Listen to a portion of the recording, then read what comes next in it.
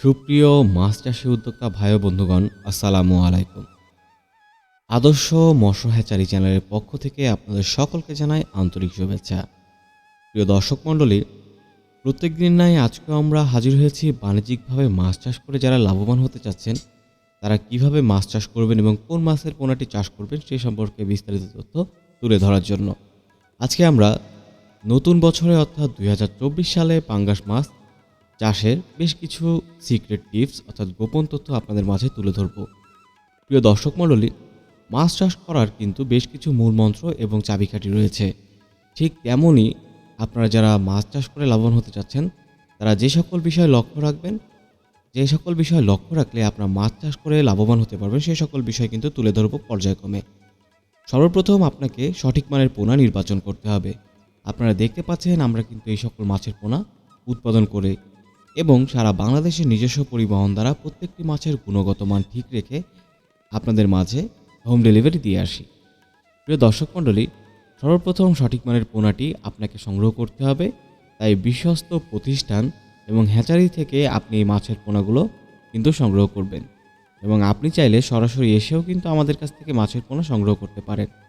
এরপরে যে বিষয়টি থেকে যায়, আপনারা অনেকে যে বিষয়টি ভুল করেন সেটি হচ্ছে পুকুর প্রস্তুতির ক্ষেত্রে।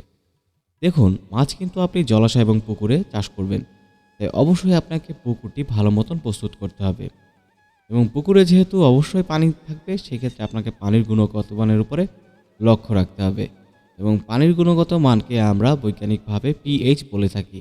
এই পিএইচ আপনাকে অবশ্যই পরীক্ষা করতে হবে এবং পিএইচের পরিমাণ যদি সঠিক না থাকে তাহলে প্রতি শতকে 1 কেজি হারে ইউরিয়া সার প্রয়োগ করবেন।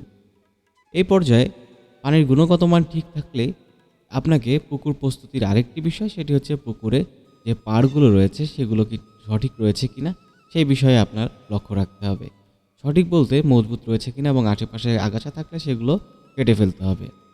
তো প্রিয় দর্শক মণ্ডলী, এই পর্যায়ে কথা বলবো মাছ অবমুক্ত নিয়ে। দেখুন, মাছটিকে আপনি অবমুক্ত করবেন অবশ্যই অ্যান্টিফাঙ্গাল দ্রবণে গোসল করিয়ে, তারপরে পানির তাপমাত্রার সাথে খাপ খাইয়ে। প্রিয় দর্শক, সর্বশেষ যে বিষয়টি আপনি মনে রাখবেন সেটি হচ্ছে খাবার। মাছের খাবার প্রয়োগের ক্ষেত্রে আপনাকে অবশ্যই সচেতন হতে হবে এবং পাঙ্গাস মাছ যেহেতু একটি দ্রুত বর্ধনশীল মাছ এবং এই মাছটি কিন্তু বাজারে চাহিদা রয়েছে, তাই অবশ্যই এর খাবারের দিকে জোর দিতে হবে। সেক্ষেত্রে আমি আপনাদেরকে বলবো প্রত্যেকটি মাছের দৈহিক ওজনের উপরে ভিত্তি করে আপনি কিন্তু এই মাছকে সম্পূরক খাদ্য এবং ফিট খাবার দিতে পারেন। তো প্রিয় দর্শক মণ্ডলী, আশা করি আপনি যদি এই সকল বিষয় লক্ষ্য রাখেন তাহলে কিন্তু মাছ চাষ করে লাভবান হতে পারবেন এবং যে কোনো পরামর্শের জন্য এবং সকল প্রকার চাষযোগ্য মাছের পোনা পেয়ে যাচ্ছেন আমাদের হ্যাচারিতে। তাই দেরি না করে আজই আমাদের স্ক্রিনে দেওয়া নম্বরে যোগাযোগ করুন এবং বুঝে নিন আপনার সুস্থ সবল মাছের পোনাটি। ধন্যবাদ।